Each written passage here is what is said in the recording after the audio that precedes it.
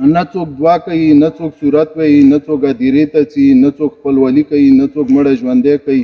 دا ټول حضور صلی الله علیه وسلم ارشاد هم دی چې یاره خپل مړي ته خامخا رسو په دې چې هغو انتظار کوي خو دغو ته خامخا رسو دعا کوو هغو دپاره په دې چې هغو تاسو دعا قبرستان ته د راتللو دعا. السلام علیکم یا اهل القبور یغفر الله لنا ولکم انتم سلفنا ونحن بالاثر.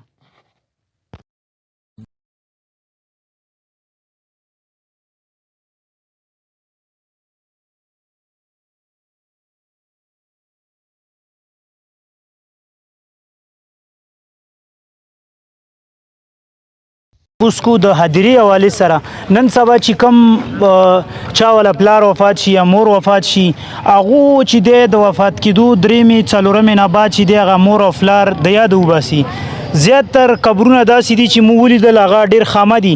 حاجي صاحب ولاړ دی، حاجي صاحب نه به هم تپوس کوو کیدای شي ده والا هم څوک اقربه و دی هم دعا ته راغلی. نو حاجي صاحب نه تپوس کوو چې حاجي صاحب تاسو دې حوالې سره څه ویل غواړئ چې خلک څه وکړي او څه پکار دي چې چا والا کم دې ځای فوتګیانې شوي دي هغو ته څه کول پکار دي؟ هغو ته پکار دا دي چې هغو ته پکار د خپل مشرانو قبرونو ته خامخا رسي په دې چې هغو مړی چې کوم ده هغه فریاد کوي، هغه خپل بچو ته دا یې چې یاره موږ ما ته راشو خو څوک رسي نه. خو قبرونه ما داسې کتلي دي چې لکه هغه غورځېدلي دي لاندې خو هغو ته څوک نه رسي نه څوک پوښتنه نه کوي. خو مسله دا ده چې هغو ته پکار د خپل مشرانو قبرونو ته راشي، خامخا راشي چې هغو د هغه قبرونو ته هم وګوري، هغو د دعا دپاره راشي. دا اوس دلم یو کس ناست هغه خپل مشر دپاره دعا کوي لګیا ده خو زه هم اوس خپل پلار قبر ته راغلی یم، هغې ته دعا ته راغلی یم. خو دا پکار د تاسو هفته کې یو ځل خامخا رسو خپل مشر قبرونو ته چې خپل قبرونه مو وګورو، مشرانو سره ملاقات به مو شي.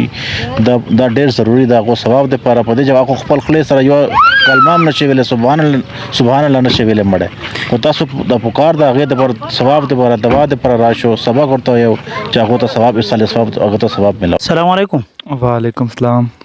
ورور لکه تاسو څوک دي چې فوتګي مدګي یا څوک فوتګي شوي وه تاسو دې غږ راغلي که هم څوک خپل خپلوانو دعا ته راغلي قبرستان ته؟ جی زه خو هر جمعې باندې راځم د والد صاحب قبر له، او نن زموږ چې کوم دی نیکه هم وفات شوی نو نیکه والا نیکه مدفن کو هغه نه بعد پله والد صاحب پله راغلو.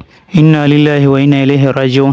ښه ورور که دا راته وایې لکه څنګه تاسو نیکه وفات شوی او داسې مونږ هم ورتګ دی مونږ به هم ورځو دا لرې نه چې دی دې ځینه خلاصې نشته.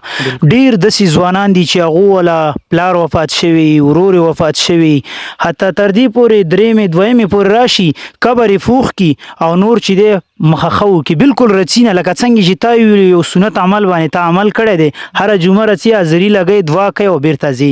نو ته څه ویل غواړې دا اوسني عصر چې کم ځوانان دي دوی خو چې دی په خپل لهو لعب کې اخته دي، پلارونه یې کیدای شي وفات شوي، بعض ورونه وفات شوي، رشتې دار وفات شوي، څه ویل غواړې هغو ته کم میسیج ورکول غواړې؟ نو بس جی میسیج خدا ورکول غواړم چې رتلن پکار دی. یو درېیمه اور مطلب دا دی چې هغه نه وي نو هغه نه بعد هم رتلن پکار دی، نو رتلن یې پکار دی ورته. جزاک الله الله دې خیر درکړي، الله دې تا دا راتګ قبول او منظور کړي. کوشش کول پکار دي دوستانو. حسن بصري رحمت الله علیه دور کې چې دی یوه زنانه حسن بصري رحمت الله علیه ته راغله او ورته ویل چې ما یوه لور وفات شوي غواړم چې هغه ماته په خوب کې راشي. نو حسن بصري رحمت الله علیه ورته ووي دعا یې ورته وښودله. زنانه همدغسې وکړلو او هغه لاړله.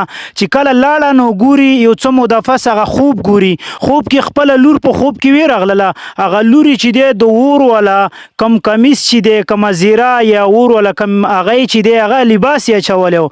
نو ډېره خفه شوه کله چې د خوبه راجیږه شوه نو حسن بصري رحمت الله علیه ته راغله او خوب یې ورته تیر کې. نو چې کله خوب یې تیر کړلو دا زنانه لاړله یو څه موده پس چې دی حسن بصري رحمت الله علیه خپله خوب ولیدلو، ورته په خوب کې راغله، ورته وی فرمایل چې زه دې وپېژندمه. هغې زنانه هغې جینۍ دا غږ ورته وکړي چې زه دې وپېژندمه. نو حسن بصري رحمت الله علیه ورته وویل چې نه ما خو ونه پېژندې، زه هغه جینۍ یم چې تا ته زما مور راغلې وه او تا نه د دعا غوښتنه کړې وه چې زه خوب کې ورته راشمه، د ډېر ښایسته تاج په سر دی.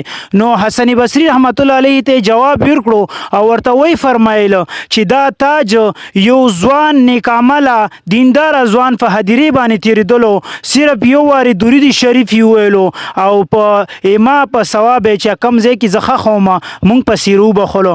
الله پاک زما مغفرت نصیب کې. اوس مو دا ښایسته تاج په سر دی یعنې جنت کې ګرځېدله. اوسني عصر کې چې د چا رشتې دار وفات شوي خپل خپلوان وفات شوي حتی تر دې پورې شیرین پلار شیرینه مور چې هغه غېږ کې لوبولی چې کله اوله دویمه درېیمه تېره شي نو بیا هغه خپل خپلوان د یاده وباسي. بالکل راځي نه بعضې قبرونه ما ولیدل چې ډېر هغه خپل خاندانو والا چې دی ډېر داسې دي چې هغو پېژندګلوی دي. مثال قبرونه خرابه دي نه ورته سلام ته راځي نه مثال دعا ته راځي لکه څنګه حدیثو کې بار بار ذکر شوي دي چې مثال تاسو مشکات حدیث دی چې تاسو پیغمبر علیه السلام فرمایي چې تاسو خپلو خپلوانو یا خپلو اقرباو قبرونو ته لاړ شئ ځکه دا له هغوی سره نیکي ده. تاسو څه ویل غواړئ د اوسني عصر ځوانانو ته څه پیغام ورکول غواړئ که دا راته وایئ؟ را غټو کې خبر خدا ده چې مسلمانانو باندې ټولو باندې دا حق دی چې دې مړو ته دعا وکړي. اوله خبر دا ده. دویم خپل خپلوان یا چا پلار چا مور چا ورور چا ترزوی چا تربور کام قبیل دا خو اول نمبر کې دي او عام طور په ټولو مسلمانانو د ټولو مړو حق دی چې دو ته دعا وکړي. وایي دغه د ګونډو مرض د دې نه پیدا کېږي چې یو سړی په دیره تېرېږي دا ورته دعا نه کوي نو هغه وایي خیره وکړي چې خدای دې په خپو شل کا ته خو روغ رمټ ګرځې ما ته دعا نه کوي. نو په کار دی چې اوس دغه موبایل راووتې دې شي هر څه ختم کړه نه څوک دعا کوي نه څوک صورت وایي نه څوک هدیرې ته ځي نه څوک خپلولي کوي نه څوک مړی ژوندی کوي. دا ټوله مسله دې موبایل خرابه کړې ده. نو دغه موږ پیغام دی ټولو مسلمانانو ته چې دو کم از کم یوه جمعه کې میاشت کې شل شپو کې یا پلار یا مور یا ورور قبر ته راشي یو الحمد کلهلا درې پیرې ووایي درود شریف ووایي دعا وکړي. دغه ځای د ټولو دی دلته راتلل په لمبر دی او تلل بې لمبره دي. نو دا د موږ ټولو ځای دی او اصلي کور د موږ همدا دی. دې نه خلاصۍ نشته. وروره که ځوان دی که زوړ دی که مشر دی که کشر دی همدغه د موږ آخري ارامګاه دی. والسلام دا د ما پیغام ټولو مسلمانانو. جزاک الله الله دې عزت وکړه. ډېرې ښې خبرې وکړې څنګه چې رحمان بابا چې هر زنده چې د مرده په قبر ورشي بس ته دومره نصیحت په دې دنیا مونږ او تاسو ته هم په کار دي. لکه نبی علیه الصلاۃ والسلام ما تاسو ته حدیث ذکر کې مشکات حدیث دی. نبی علیه الصلاۃ والسلام فرمایي چې تاسو د خپلو اقرباو زیارتو ته ورشئ قبرونو ته ورشئ ځکه دا د هغوی سره چې دی نیکي ده او حاضرو ته تګ هم تاسو په طریقه باندې وکئ بې شرایطه نه چې تاسو شرک وکئ نور وغیره کارونه وکئ ځکه علما په دې باندې په منبرونو باندې ستړي شو بار بار چې تاسو په داسې طریقې هدیرې ته لاړ شئ چې هدیرو والا ته د مغفرت سبب شي او تاسو ته د ثواب سبب شي. والسلام په احترام.